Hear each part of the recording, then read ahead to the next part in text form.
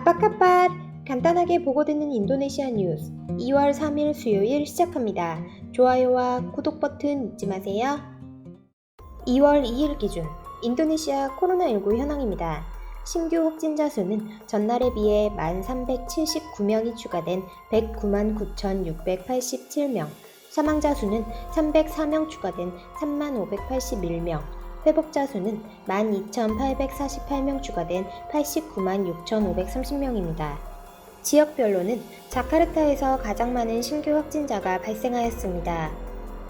오늘의 환율 소식입니다. 백제은행 오늘 오전 8시 기준 US달러 살 때 13,995루피아, 팔 때 14,025루피아입니다.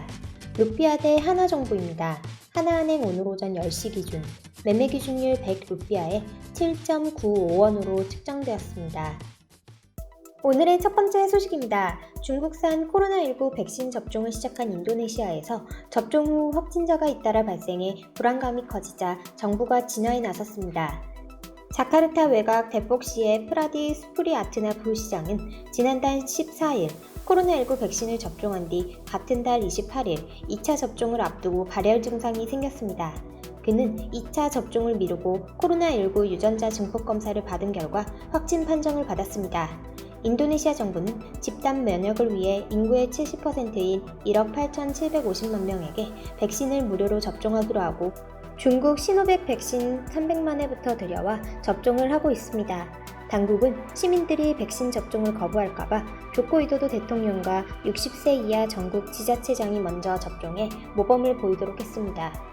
수프리아트나 부시장에 앞서 족 자카르타 슬레망군의 스리 프루노모 군수도 지난달 중순 코로나19 백신을 접종하고 난 뒤 열과 기침 증세를 보여 PCR 검사를 받은 결과 양성으로 나왔습니다. 군수는 코로나19 백신을 맞은 것은 사실이지만 백신 때문에 감염된 것은 아니라고 믿는다고 소셜미디어를 통해 밝혔습니다. 그러나 시민들 사이에서는 코로나19 백신을 맞으면 코로나에 감염될 수 있다는 소문이 퍼져나가고 있습니다.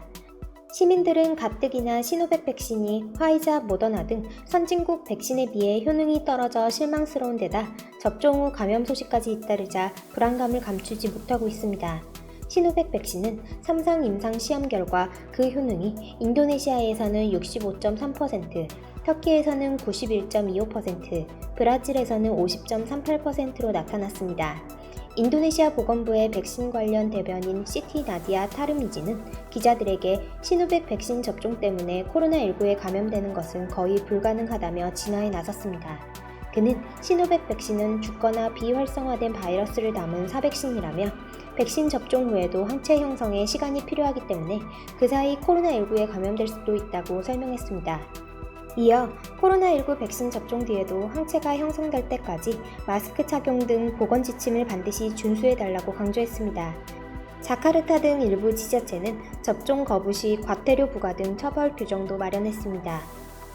다음 소식입니다. 한 인도네시아 포괄적 경제동반자 협정이 발효되면 플라스틱, 자동차 부품, 철강 등 관련 우리 기업들의 수혜가 클 것이라는 분석이 나왔습니다.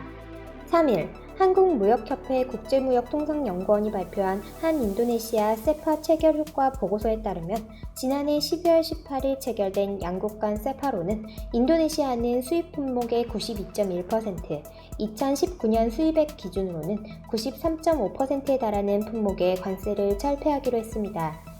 기존의 한 아세안 자유무역협정 FTA에 따른 관세 철폐 수준보다 수입액 기준으로는 4.7%포인트, 품목수 기준으로는 11.9%포인트나 시장 개방도를 높였습니다. 품목별로는 인도네시아로의 수출이 많은 플라스틱 및 고무 제품과 자동차 부품이 세파 발효 즉시 무관세 적용돼 해당 업종 기업들이 수혜를 볼 것으로 예상됩니다. 보고서에서는 인도네시아의 인구와 소득이 계속 성장하면서 플라스틱 및 자동차 시장 모두 안정적인 성장이 예상된다라면서 우리 기업들이 중국, 일본 등 주요 경쟁국과 비교해 관세 측면에서 경쟁력을 확보한 것은 고무적인 성과라고 분석했습니다.